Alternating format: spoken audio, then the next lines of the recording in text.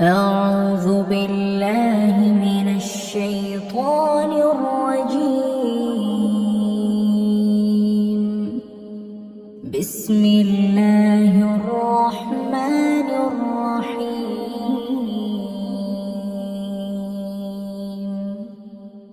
الحمد لله الذي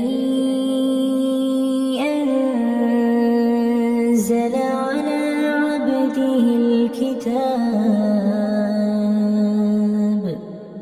على عبده الكتاب ولم يجعل له عوجا قيما لينذر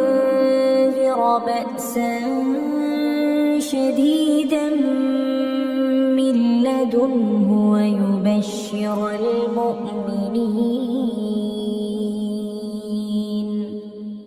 المؤمنين الذين يعملون الصالحات أن لهم أجرا حسنا ماكثين فيه أبدا وينذر الذين قالوا اتخذ الله ولدا ما لهم به من علم ولا لآبائهم كبرت كلمة تخرج من أفواههم إن يقولون إلا كذبا فلعلك باخع نفسك على آثارهم إن لم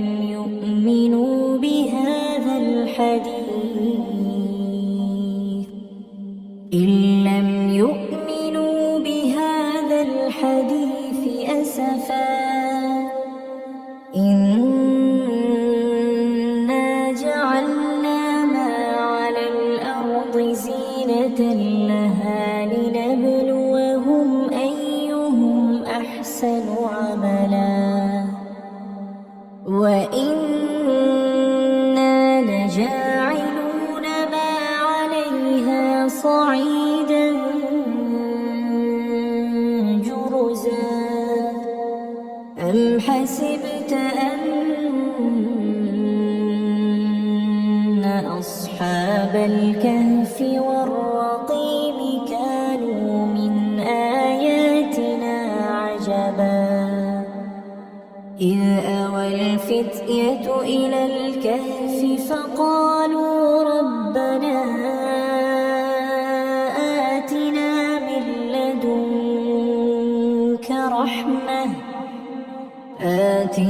من لدنك رحمة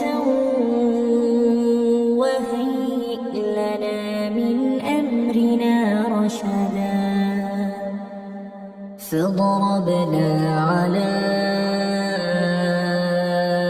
آذانهم في الكهف سنين عددا ثم بعثناهم لنعلم أي الحزبين أحصى لما لبثوا أمدا نحن نقص عليك نبأهم بالحق إنهم فتية آمنوا بربهم وزدناهم هدى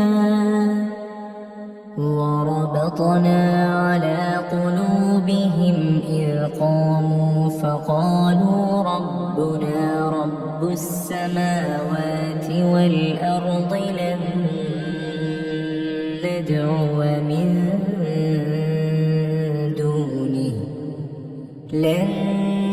ندعو من دونه إلها لقد قلنا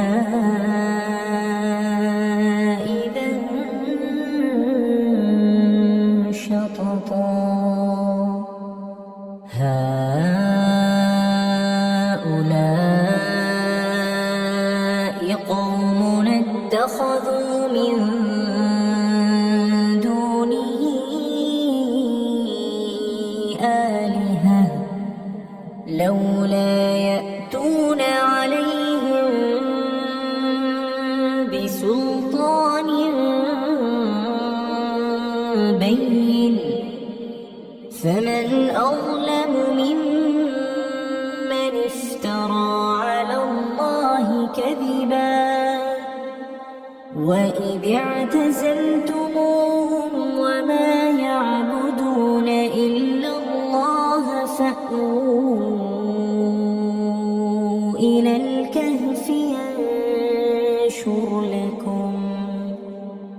فأووا إلى الكهف ينشر لكم ربكم من رحمته ويهيئ لكم من أمركم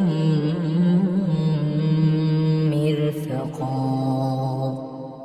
وترى الشمس إذا طلعت تزاور عن كهفهم ذات اليمين وإذا غربت تقرضهم ذات الشمال وهم في فجوة منه ذلك من آيات الله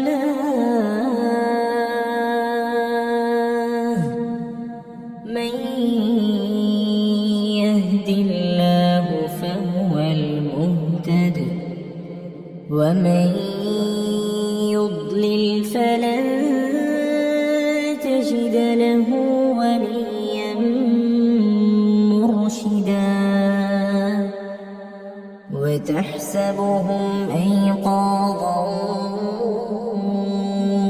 وهم رقود ونقلبهم ذات اليمين وذات الشمال وكلبهم باسط ذراعيه بالوصيد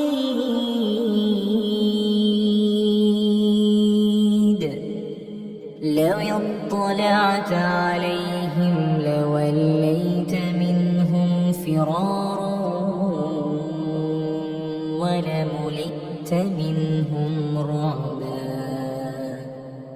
وكذلك بعثناهم ليتساءلوا بينهم قال قائل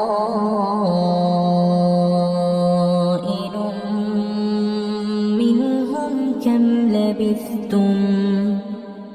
قالوا لبثنا يوما أو بعض يوم قالوا ربكم أعلم بما لبثتم فابعثوا أحدكم بورقكم هذه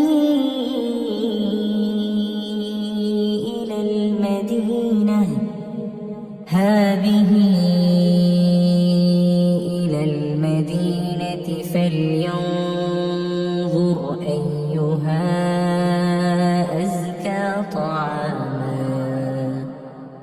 أزكى طعاما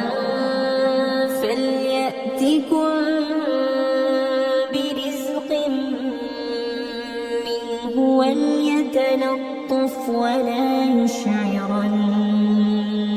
بكم أحدا إنهم إن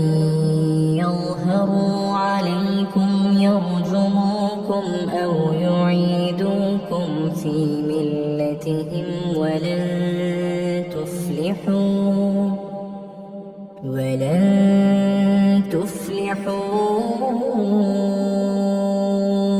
إذا أبدا وكذلك أعثرنا عليهم ليعلموا أن وعد الله حق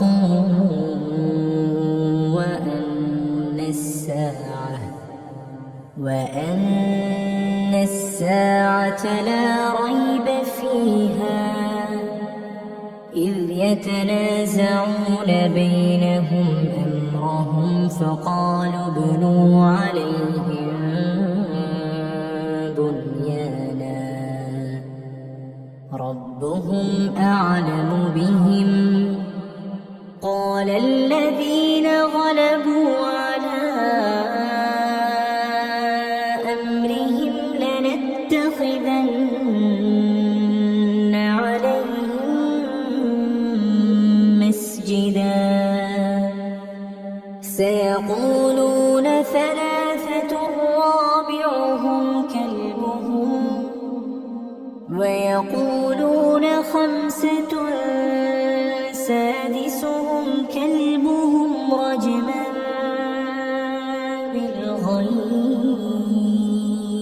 بالغيب ويقولون سبعة وثامنهم كلبهم قل ربي أعلم بعدتهم ما يعلمهم إلا قليل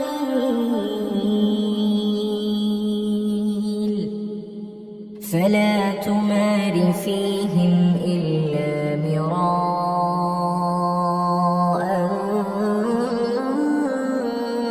ظاهرا ولا تستفت فيهم منهم أحدا ولا تقولن لشيء إني فاعل ذلك غدا إلا أن يشاء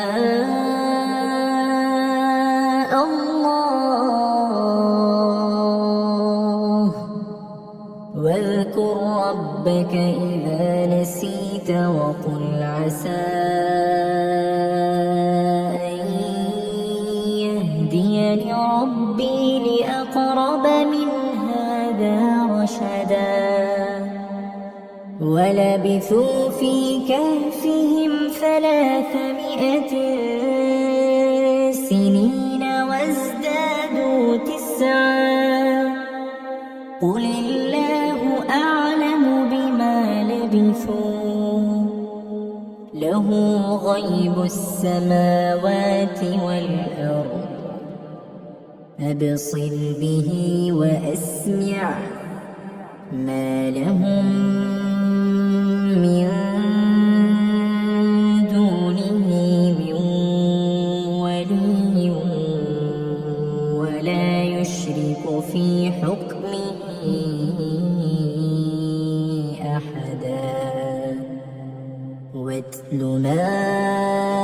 أوحي إليك من كتاب ربك لا مبدل لكلماته ولن تجد من دونه ملتحدا واصبر نفسك مع الذين يدعون ربهم بالغداة والعشي يريدون وجهه ولا تعد عيناك عنهم تريد زينة الحياة الدنيا ولا تطع من أغفلنا قلبه عن ذكرنا واتبع هواه وكان أمره فرطا وقل الحق من ربكم فمن شاء فليؤمن ومن شاء فليكفر إنا أعتدنا للظالمين نارا أحاط بهم سرادقها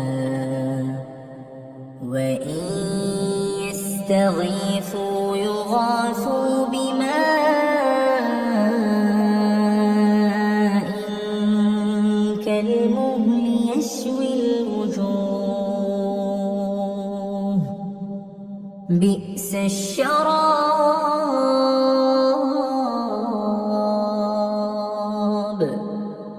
وساءت مرتفقا إن الذين آمنوا وعملوا الصالحات إنا لا نضيع أجر من أحسن عملا أولئك لهم جنات عدن تجري من تحتهم الأنهار يحلون فيها من أساور من ذهب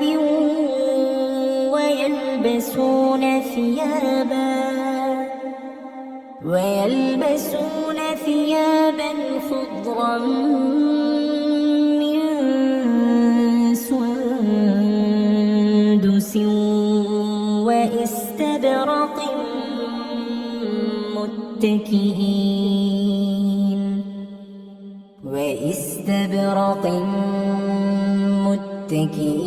فيها على الأرائك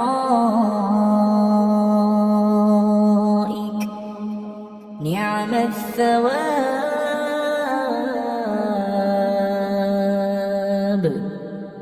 وحسنت مرتفقا واضرب لهم مثلا الرجلين جعلنا لأحدهما جنتين من أعناب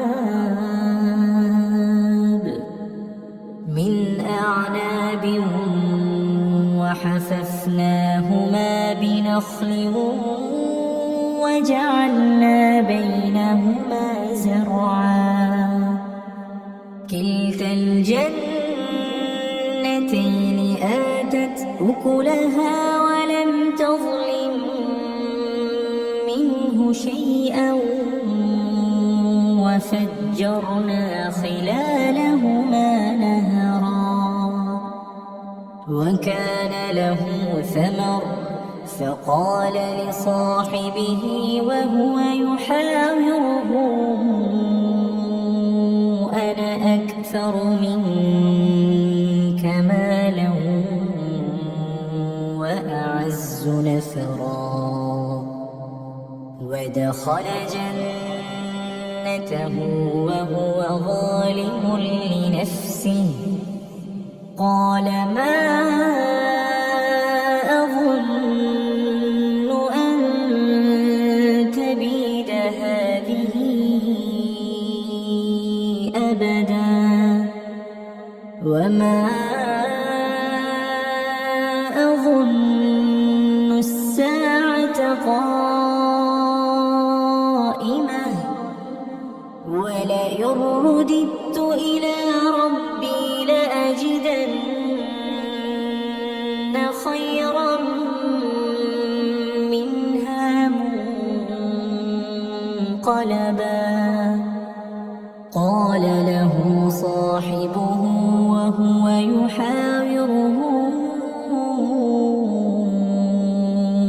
أكفرت بالذي خلقك من تراب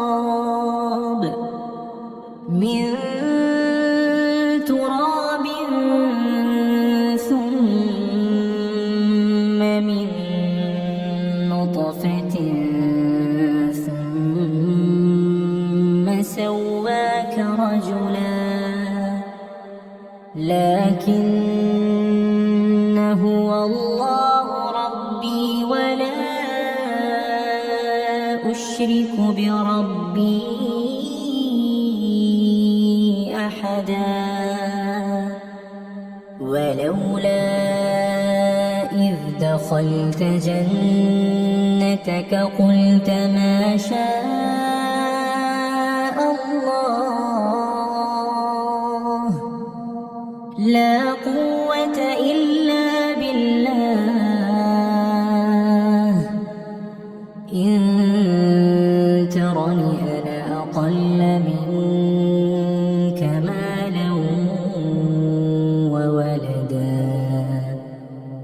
فعسى ربي أن يؤتيني خيرا من جنتك ويرسل عليها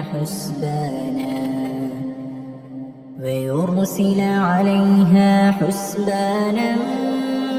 من السماء فتصبح صعيدا زلقا أو يصبح ماؤها غورا فلن تستطيع له طلبا وأحيط بثمره فأصبح يقلب كفيه على ما أنفق فيها وهي خاوية على عروشها ويقول يا ليتني لم أشرك بربي أحدا ولم تكن له فئة ينصرونه من دون الله وما كان منتصرا هنالك الولاية لله الحق هو خير ثوابا وخير عقبا واضرب لهم مثل الحياة الدنيا كماء أنزلناه من السماء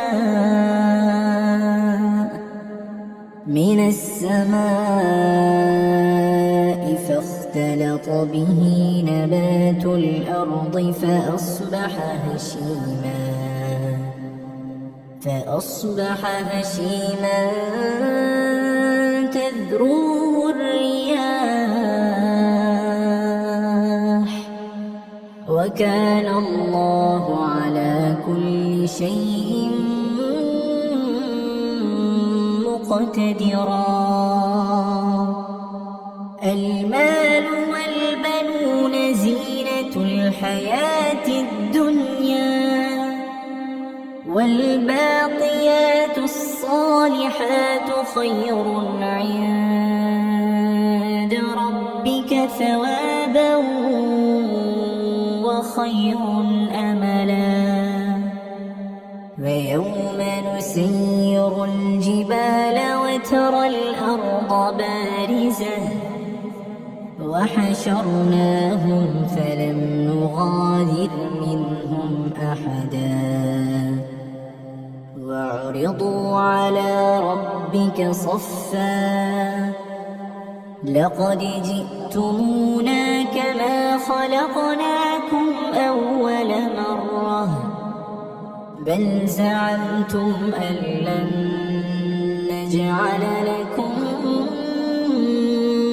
موعدا ووضع الكتاب فترى المجرمين مشفقين مما فيه ويقولون يا ويلتنا ما لهذا الكتاب لا يغادر صغيرة ولا كبيرة إلا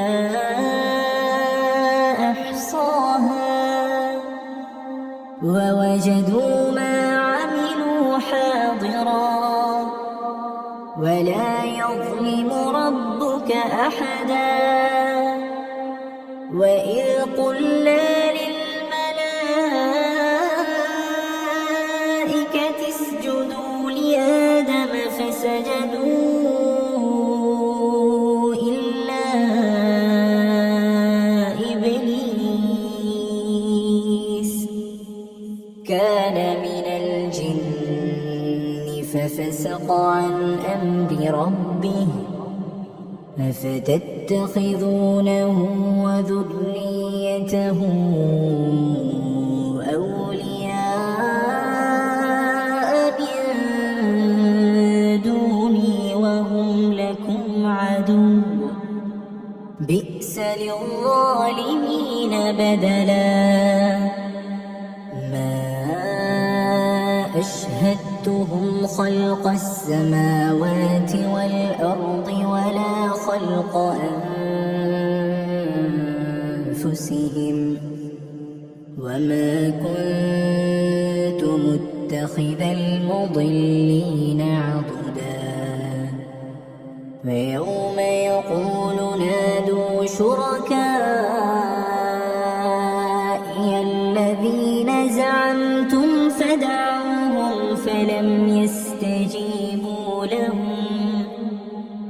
فلم يستجيبوا لهم وجعلنا بينهم موبقا ورأى المجرمون النار فظنوا أنهم مواقعوها ولم يجدوا عنها مصرفا ولقد صرفنا في هذا القرآن للناس من كل مثل وكان الإنسان أكثر شيء جدلا وما منع الناس أن يؤمنوا إذ جاءهم الهدى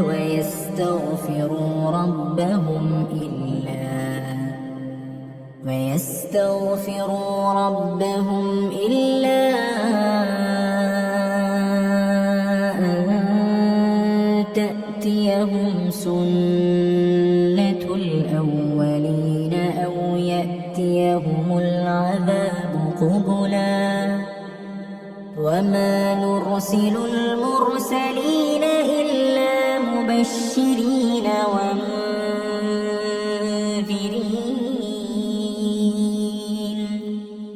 ويجادل الذين كفروا بالباطل ليدحضوا به الحق واتخذوا آياتي وما أنذروا هزوا ومن أظلم ممن ذكر بآيات ربه فأعرض عنها ونسي ما قدمت يداه إنا جعلنا على قلوبهم أكنة أن يفقهوه وفي آذانهم وقرا وإن تدعوهم إلى الهدى فلن يهتدوا إذا أبدا وربك الغفور ذو الرحمة لو يؤاخذهم بما كسبوا لعجل لهم العذاب بل لهم موعد لن يجدوا من دونه موئلا وتلك القرى أهلكناهم لما ظلموا وجعلنا لمهلكهم موعدا وإذ قال موسى لفتاه لا أبرح حتى أبلغ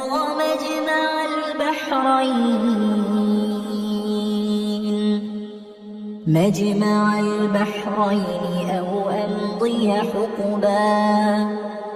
فلما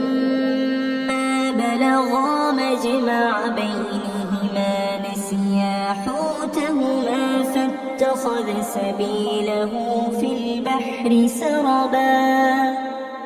فلما جاوزا قال لفتاه آتنا غداءنا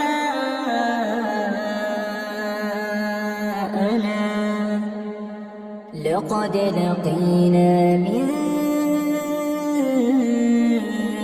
سفرنا هذا نصبا قال أرأيت إذ أوينا إلى الصخرة فإني نسيت الحوت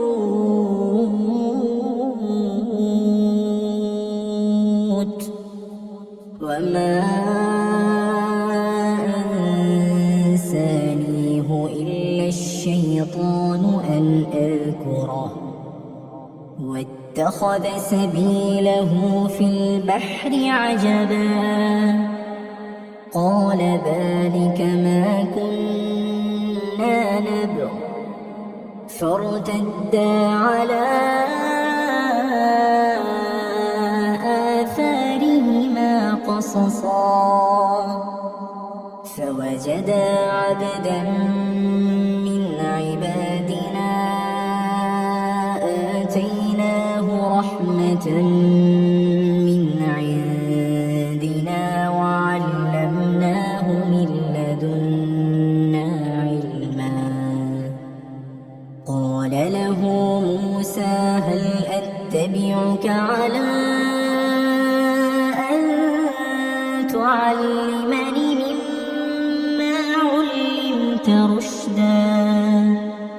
قال إنك لن تستطيع معي صبرا وكيف تصبر على ما لم تحط به خبرا قال ستجدني إن شاء الله صابرا ولا أعصي لك أمرا قال فإن اتبعتني فلا تسألني عن شيء حتى أحدث لك منه ذكرا فانطلقا حتى إذا ركبا في السفينة خرقها قال أخرقتها لتغرق أهلها لقد جئت شيئا إمرا قال ألم أقل إنك لن تستطيع معي صبرا قال لا تؤاخذني بما نسيت ولا ترهقني من أمري عسرا فانطلقا حتى إذا لقيا غلاما فقتله قال أقتلت نفسا زكية بغير نفس لقد جئت شيئا نكرا قال ألم أقل لك إنك لن تستطيع معي صبرا قال إن سألتك عن شيء بعدها فلا تصاحبني قد بلغت من لدني عذرا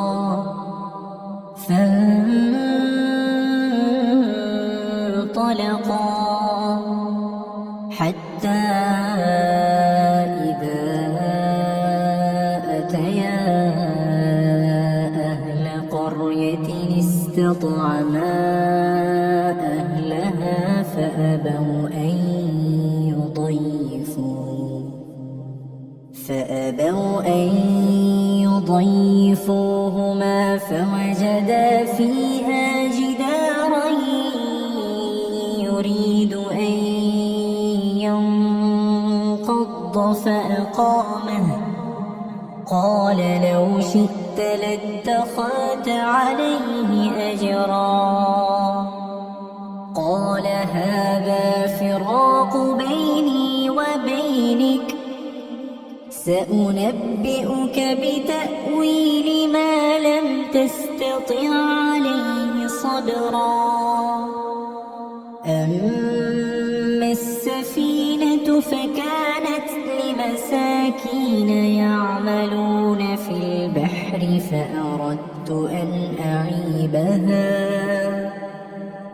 فأردت أن أعيبها وكان وراءهم ملك يأخذ كل سفينة غصبا وأما الغلام فكان أبواه مؤمنين فخشينا أن يرهقهما طغيانا وكفرا فأردنا أن يبدلهما ربهما خيرا منه زكاة وأقرب رحما وأما الجدار فكان لغلامين يتيمين في المدينة وكان تحته كنز لهما وكان أبوهما صالحا فأراد ربك أن يبلغا أشدهما ويستخرجا كنزهما رحمة من ربك وما فعلته عن أمري ذلك تأويل ما لم تسطع عليه صبرا ويسألونك عن ذي القرنين قل سأتلو عليكم منه ذكرا إنا مكنا له في الأرض وآتيناه من كل شيء سببا فأتبع سببا حتى إذا بلغ مغرب الشمس وجدها تغرب في عين حمئة ووجد عندها قوما قلنا يا ذا القرنين إما أن تعذب وإما أن تتخذ فيهم حسنا قال أما من ظلم فسوف نعذبه ثم يرد إلى ربه فيعذبه عذابا نكرا وأما من آمن وعمل صالحا فله جزاء الحسنى وسنقول له من أمرنا يسرا ثم أتبع سببا حتى إذا بلغ مطلع الشمس وجدها تطلع على قوم لم نجعل على قوم لم نجعل لهم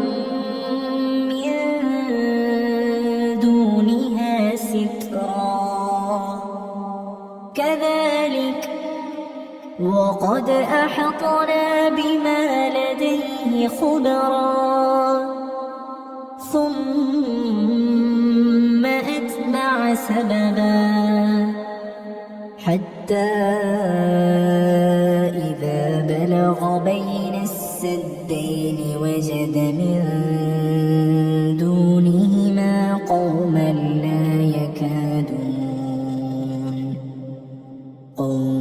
لا يكادون يفقهون قولا قالوا يا ذا القرنين إن يأجوج ومأجوج مفسدون في الأرض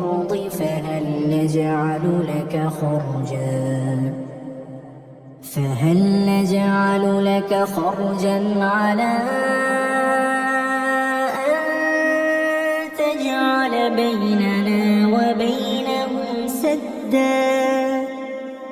قال ما مكني فيه ربي خير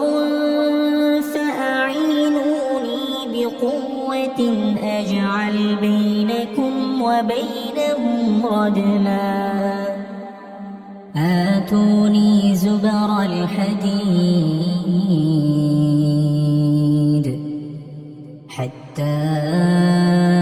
إذا ساوى بين الصدفين قال انفخوا حتى إذا جعله نارا قال آتوني أفرغ عليه قطرا فما استطاعوا أن يظهروه وما استطاعوا له نقبا قال هذا رحمة من ربي فإذا جاء وعد ربي جعله دكا وكان وعد ربي حقا وتركنا بعضهم يومئذ يموج في بعض ونفخ في الصور فجمعناهم جمعا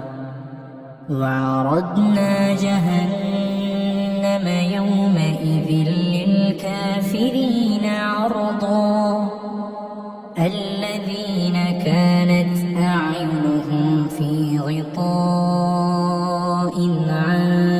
ذكري وكانوا لا يستطيعون سمعا أفحسب الذين كفروا أن يتخذوا عبادي من دوني أولياء إنا أعتدنا جهنم للكافرين نزلا قل هل ننبئكم بالأخسرين أعمالا الذين ضل سعيهم في الحياة الدنيا وهم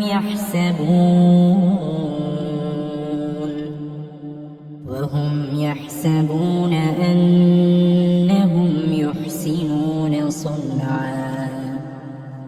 أولئك الذين كفروا بآيات ربهم ولقائه فحبطت أعمالهم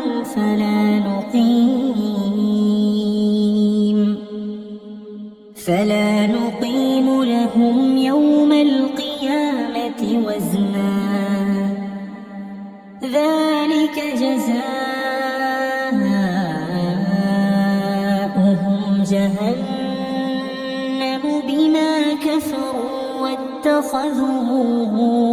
آياتي واتخذوا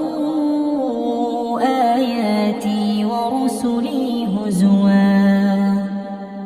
إن الذين آمنوا وعملوا الصالحات كانت لهم جنات الفردوس نزلا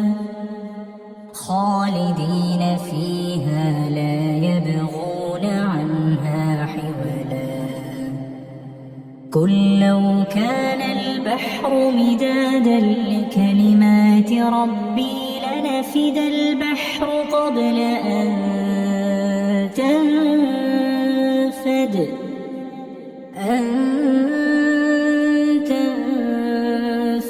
كلمات ربي ولو جئنا بمثله مددا قل إنما أنا بشر مثلكم يوحى إلي أنما إلهكم إله واحد فمن كان يرجو لقاء ربه فليعمل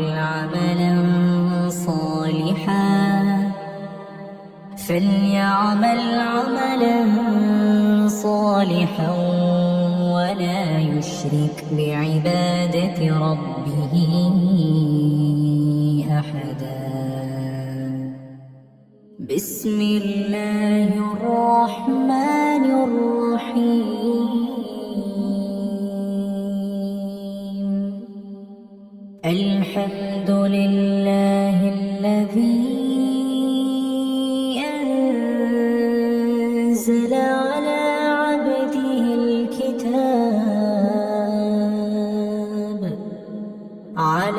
عبده الكتاب ولم يجعل له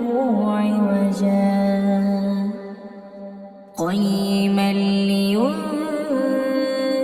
بأسا شديدا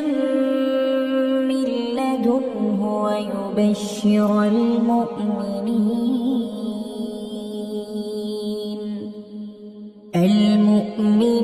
الذين يعملون الصالحات أن لهم أجرا حسنا ماكثين فيه أبدا وينذر الذين قالوا اتخذ الله ولدا ما لهم به من علم ولا لآبائهم كبرت كلمة تخرج من أفواههم إن يقولون إلا كذبا فلعلك باخع نفسك على آثارهم إن لم يؤمنوا بهذا الحديث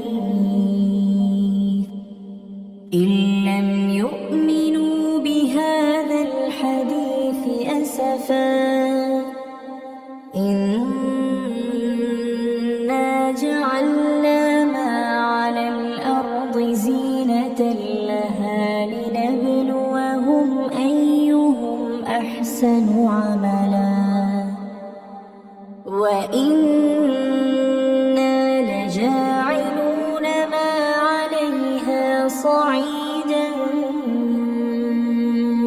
جرزا أم حسبت أن أصحاب الكهف والرقيم كانوا من آياتنا عجبا إذ أوى الفتية إلى الكهف فقالوا ربنا آتنا من لدنك رحمة آتنا من لدنك رحمة وهيئ لنا من أمرنا رشدا فضربنا على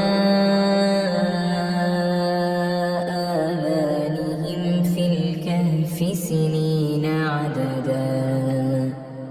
ثم بعثناهم لنعلم أي الحزبين أحصى لما لبثوا أمدا نحن نقص عليك نبأهم بالحق إنهم فتية آمنوا بربهم وزدناهم هدى وربطنا على قلوبهم إذ قاموا فقالوا ربنا رب السماوات والأرض لن ندعو من دونه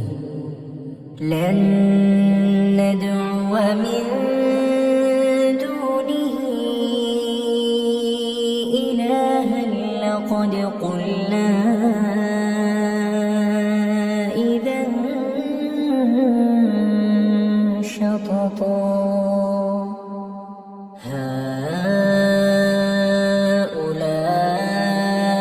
هؤلاء قومنا اتخذوا من دونه آلهة لولا يأتون عليهم بسلطان بين فمن أظلم ممن افترى على الله كذبا وإذ اعتزلتموهم وما يعبدون إلا الله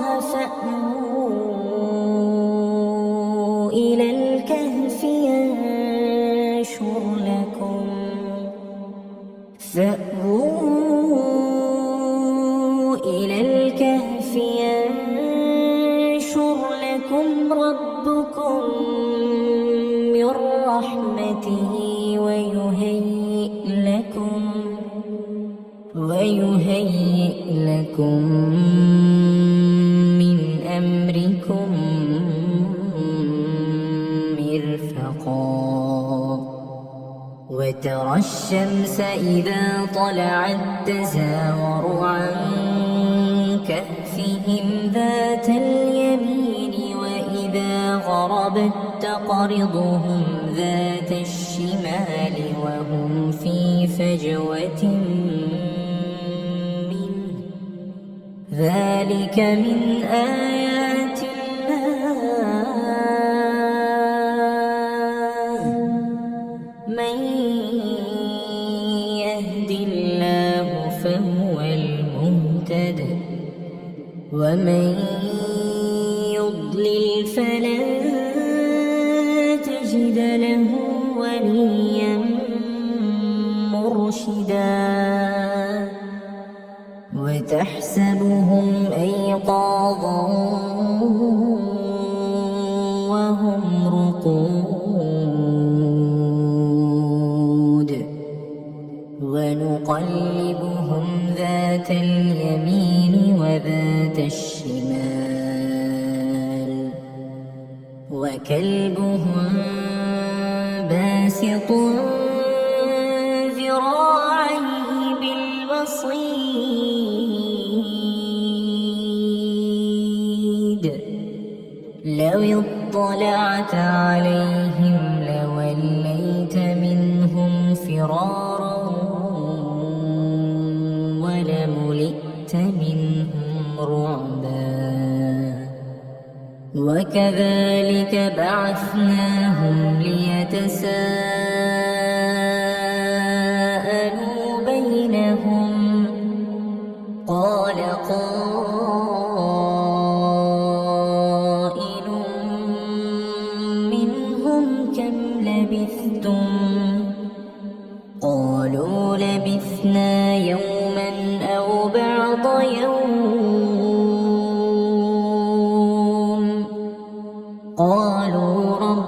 ربكم أعلم بما لبثتم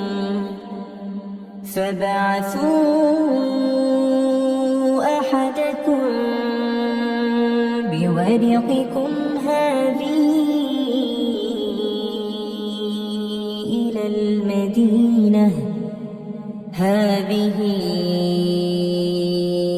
المدينة فلينظر أيها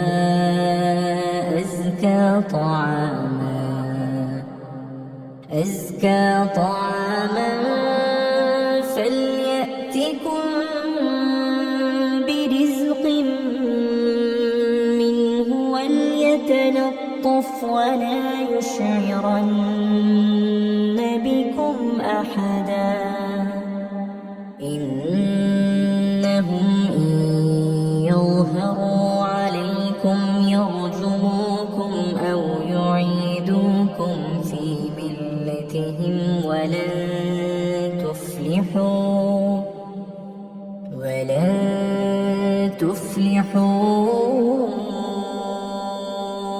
إذا أبدا وكذلك أعثرنا عليهم ليعلموا أن وعد الله حق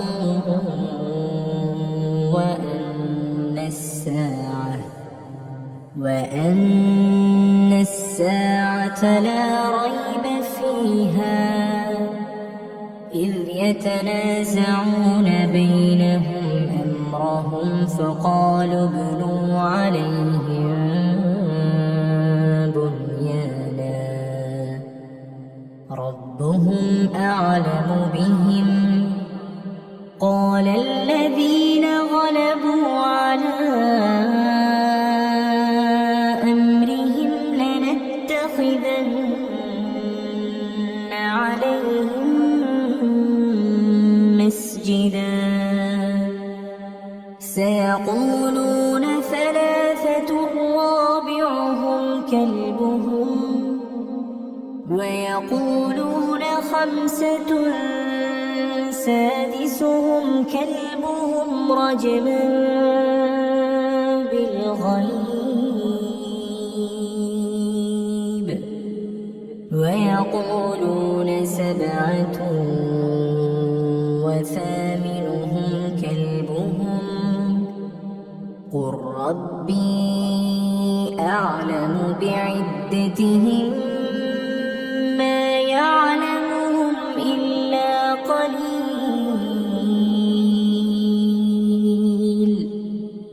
فلا تمار فيهم إلا مراء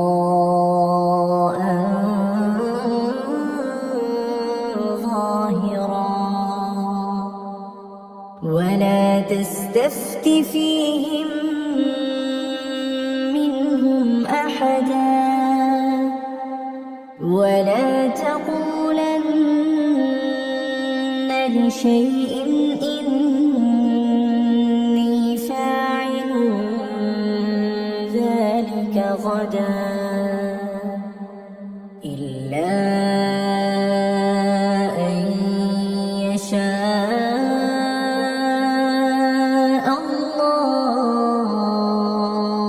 الله واذكر ربك إذا نسيت وقل عسى أن يهديني ربي لأقرب من هذا رشدا ولبثوا في كهفهم 300 سنين وازدادوا 9 قل الله أعلم بما لبثوا له غيب السماوات والأرض أبصر به وأسمع ما لهم من دونه من ولي ولا يشرك في حكمه أحدا واتل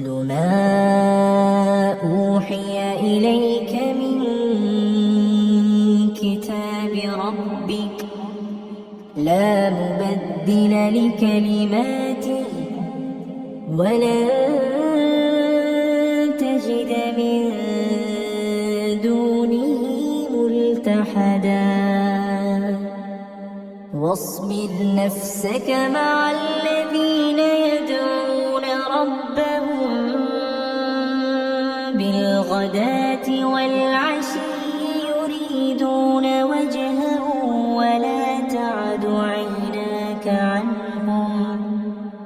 تريد زينة الحياة الدنيا ولا تطع من أغفلنا قلبه عن ذكرنا واتبع هواه وكان أمره فرطا وقل الحق من ربكم فمن شاء فليؤمن ومن شاء فليكفر إنا أعتدنا للظالمين نارا أحاط بهم سرادقها وإن يستغيثوا يغاثوا بماء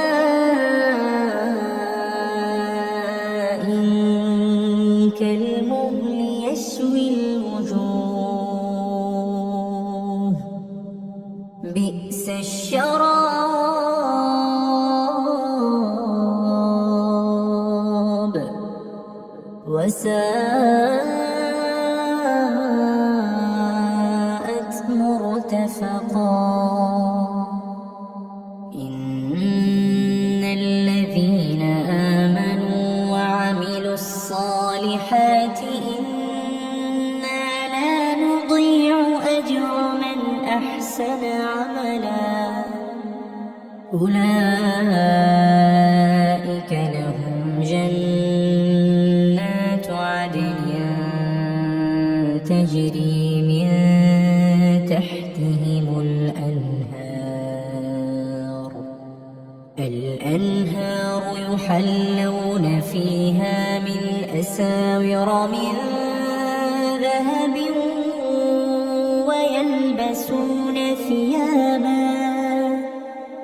ويلبسون ثيابا خضرا من سندس واستبرق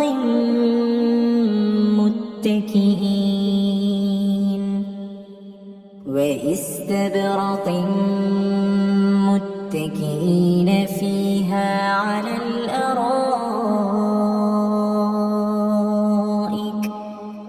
نعم الثواب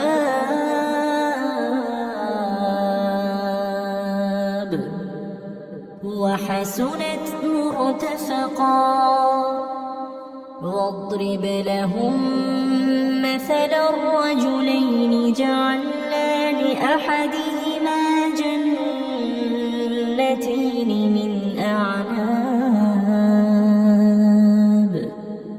من أعناب وحففناهما بنخل وجعلنا بينهما زرعا كلتا الجنتين آتت أكلها ولم تظلم منه شيئا وفجرنا خلالهما نهرا وكان له ثمر فقال لصاحبه وهو يحاوره أنا أكثر منك مالا وأعز نفرا ودخل جنته وهو ظالم لنفسه قال ما أظن أن تبيد هذه أبدا وما أظن الساعة قائمة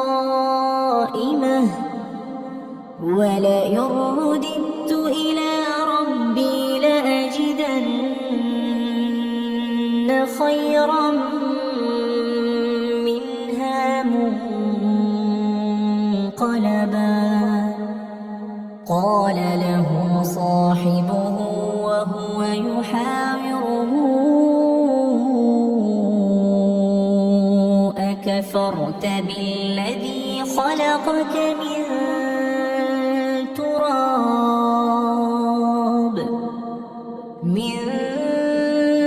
تراب ثم من نطفة ثم سواك رجلا لكن هو الله ربي ولا أشرك بربي أحدا ولولا إذ دخلت جنتك قلت ما شاء الله لا قوة إلا بالله إن ترني أنا أقل منك مالا وولدا فعسى ربي أن يؤتيني خيرا من جنتك ويرسل عليها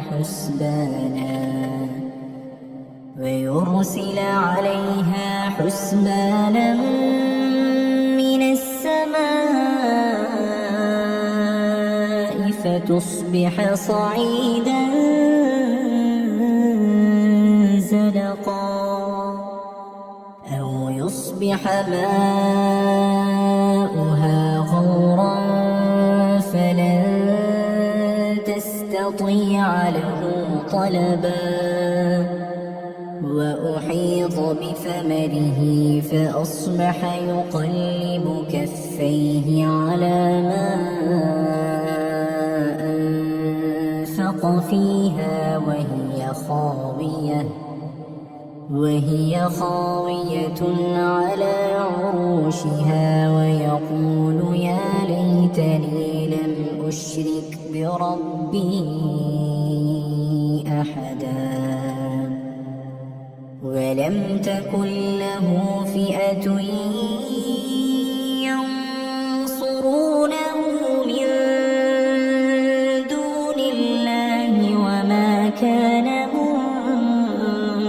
منتصرا هنالك الولاية لله الحق هو خير ثوابا وخير عقبا واضرب لهم مثل الحياة الدنيا كماء أنزلناه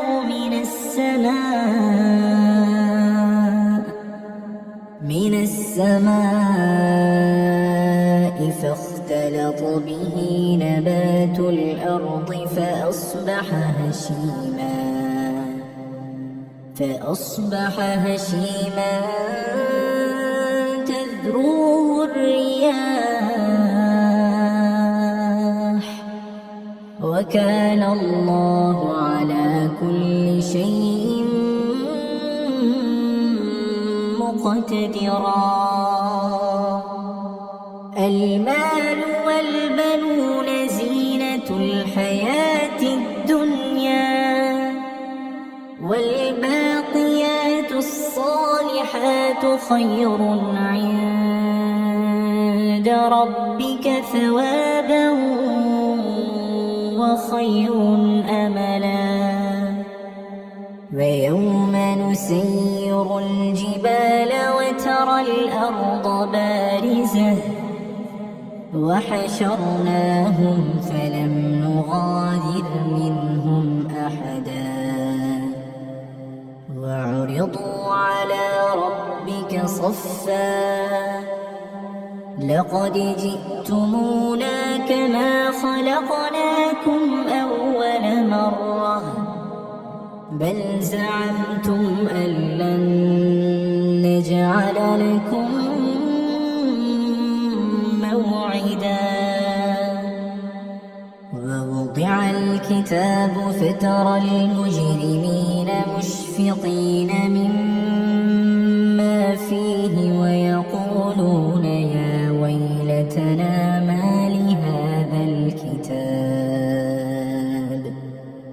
لهذا الكتاب لا يغادر صغيرة ولا كبيرة إلا أحصاها ووجدوا ما عملوا حاضرا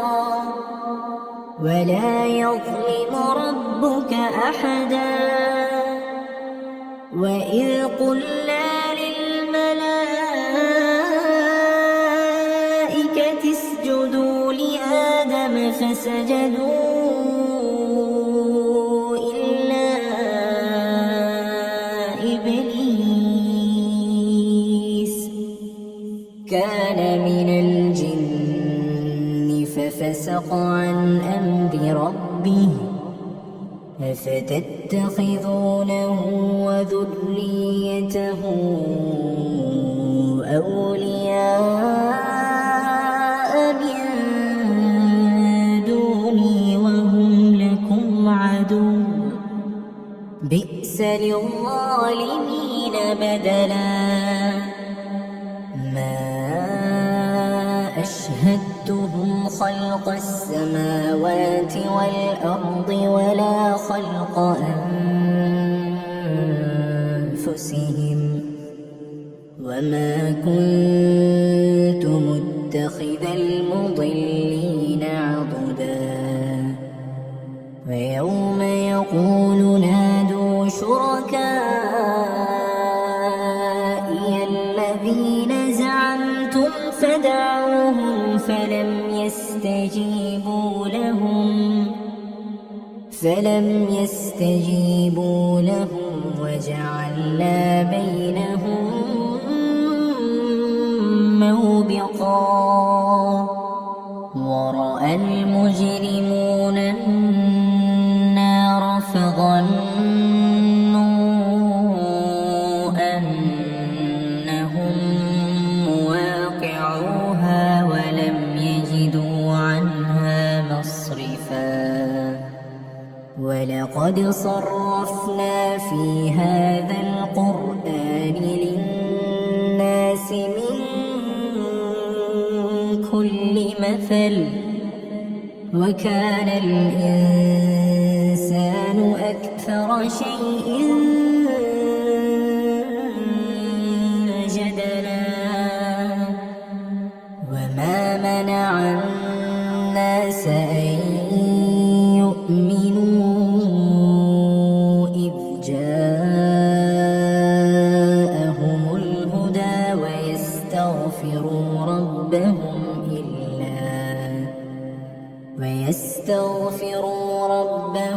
إلا أن تأتيهم سنة الأولين أو يأتيهم العذاب قبلا وما نرسل المرسلين إلا مبشرين ومنذرين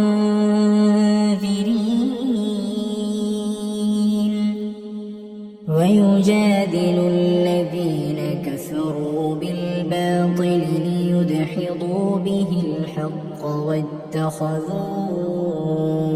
آياتي وما أنذروا هزوا ومن أظلم ممن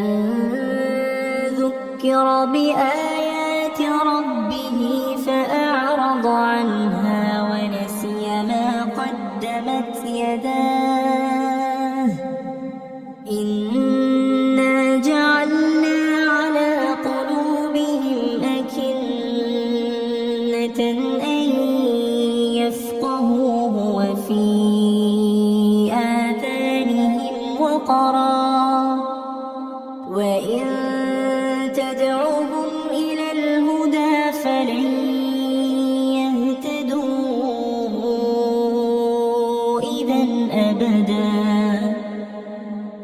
ربك الغفور ذو الرحمة لو يؤاخذهم بما كسبوا لعجل لهم العذاب بل لهم موعد لن يجدوا من دونه موئلا وتلك القرى أهلكناهم لما ظلموا وجعلنا لمهلكهم موعدا وإذ قال موسى لفتاه لا أبرح حتى أبلغ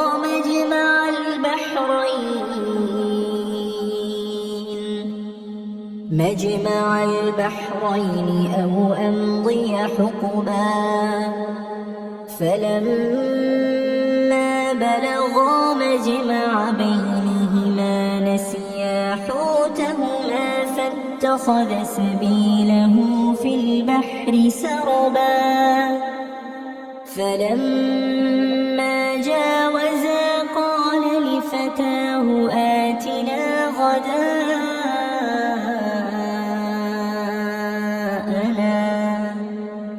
لقد لقينا من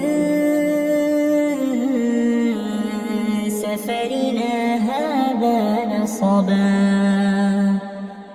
قال أرأيت إذ أوينا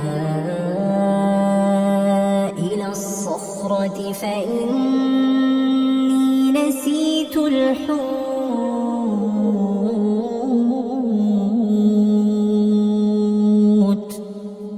وما أنسانيه إلا الشيطان أن أذكره واتخذ سبيله في البحر عجبا قال ذلك ما كنا نبغ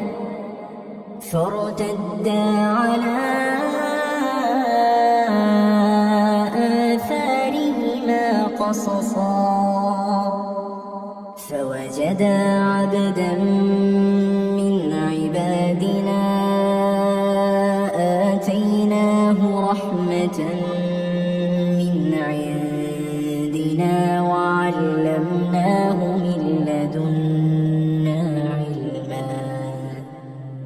قال له موسى هل أتبعك على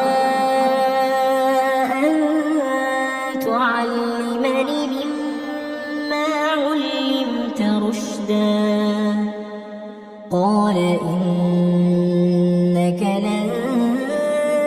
تستطيع معي صبرا وكيف تصبر على ما لم تحط به خبرا قال ستجدني إن شاء الله صابرا ولا أعصي لك أمرا قال فإن اتبعتني فلا تسألني عن شيء حتى أحدث لك منه ذكرا فانطلقا حتى إذا ركبا في السفينة خرقها قال أخرقتها لتغرق أهلها لقد جئت شيئا إمرا قال ألم أقل إنك لن تستطيع معي صبرا قال لا تؤاخذني بما نسيت ولا ترهقني من أمري عسرا فانطلقا حتى إذا لقيا غلاما فقتله قال قال أقتلت نفسا زكية بغير نفس لقد جئت شيئا نكرا قال ألم أقل لك إنك لن تستطيع معي صبرا قال إن سألتك عن شيء بعدها فلا تصاحبني قد بلغت من لدني عذرا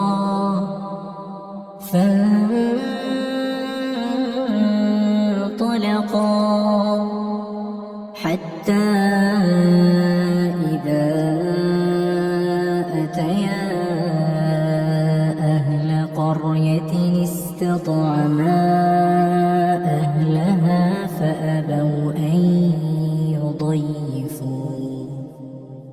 فأبوا أن يضيفوهما فوجدا فيها جدارا يريد أن ينقض فأقامه قال لو شئت لاتخذت عليه أجرا قال هذا فراق بيني وبينك سأنبئك بتأويل ما لم تستطع عليه صبرا أما السفينة فكانت لمساكين يعملون في البحر فأردت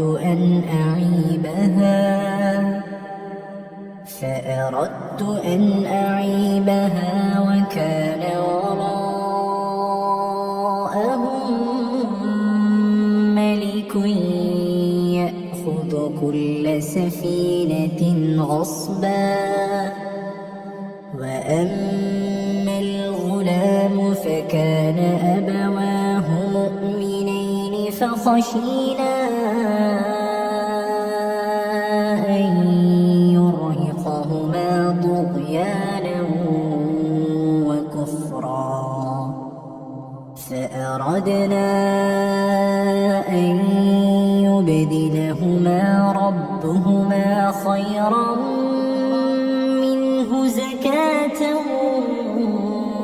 وأقرب رحما وأما الجدار فكان لغلامين يتيمين في المدينة وكان تحته كنز لهما وكان أبوهما صالحا فأراد ربك أن يبلغا أشدهما ويستخرجا كنزهما رحمة من ربك وما فعلته عن أمري ذلك تأويل ما لم تسطع عليه صبرا ويسألونك عن ذي القرنين قل سأتلو عليكم منه ذكرا إنا مكنا له في الأرض وآتيناه من كل شيء سببا فأتبع سببا حتى إذا بلغ مغرب الشمس وجدها تغرب في عين حمئة ووجد عندها قوما قلنا يا ذا القرنين إما أن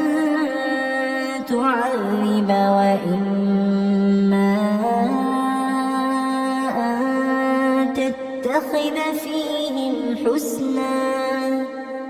قال أما من ظلم فسوف نعذبه ثم يرد إلى ربه فيعذبه عذابا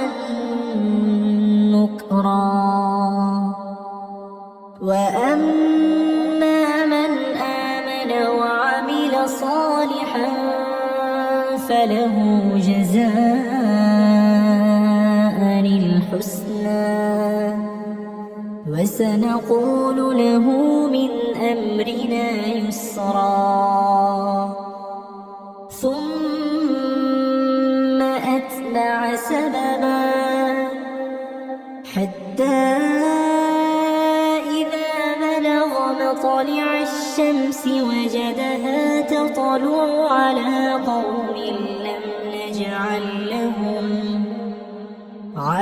قوم لم نجعل لهم من دونها سترا كذلك وقد أحطنا بما لديه خبرا ثم أتبع سببا حتى إذا بلغ بين السدين وجد من دونهما قوما لا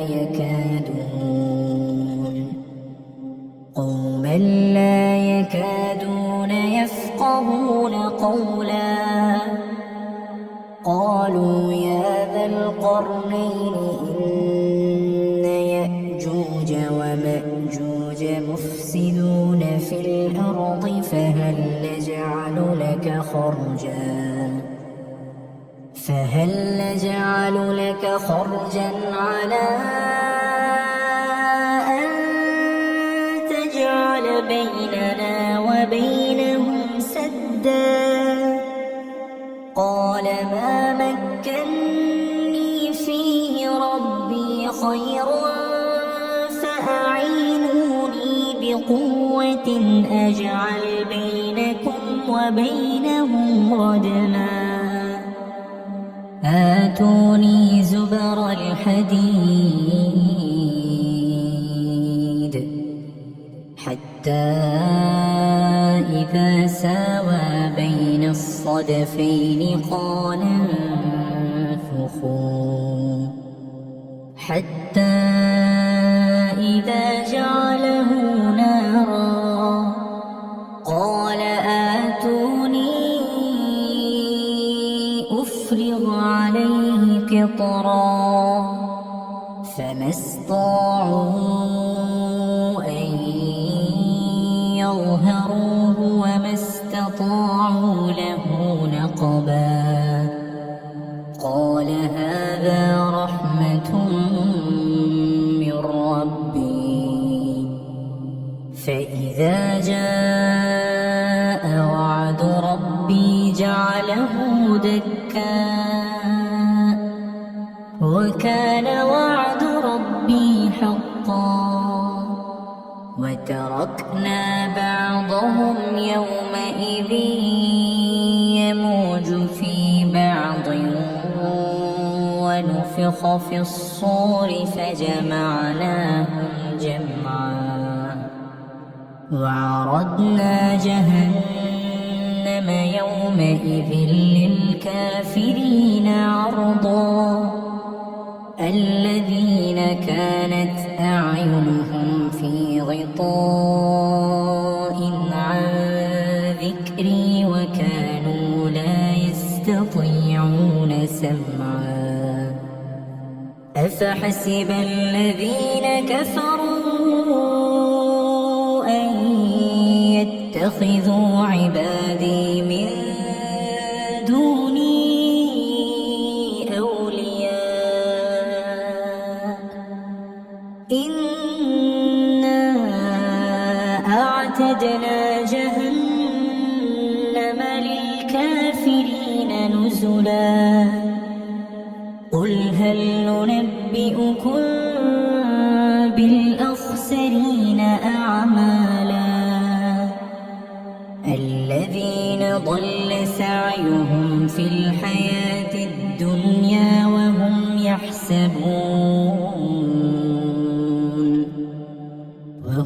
يحسبون أنهم يحسنون صنعا أولئك الذين كفروا بآيات ربهم ولقائه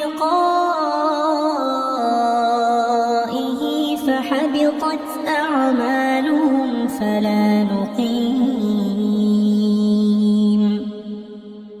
فلا نقيم لهم يوم القيامة وزنا ذلك جزاؤهم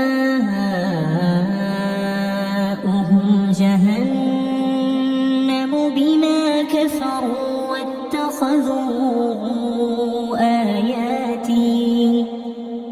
واتخذوا آياتي ورسلي هزوا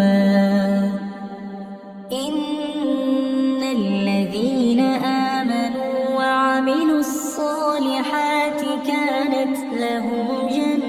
جنات الفردوس نزلا خالدين فيها لا يبغون عنها حولا قل لو كان البحر مدادا لكلمات ربي لنفد البحر قبل أن تنفد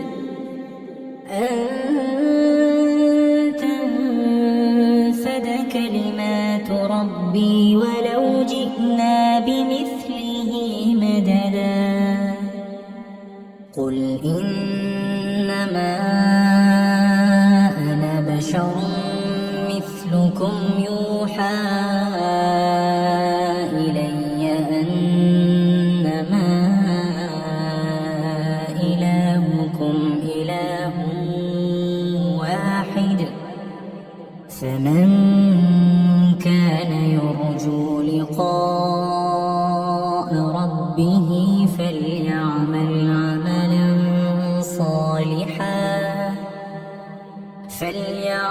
عملا صالحا ولا يشرك بعبادة ربه أحدا.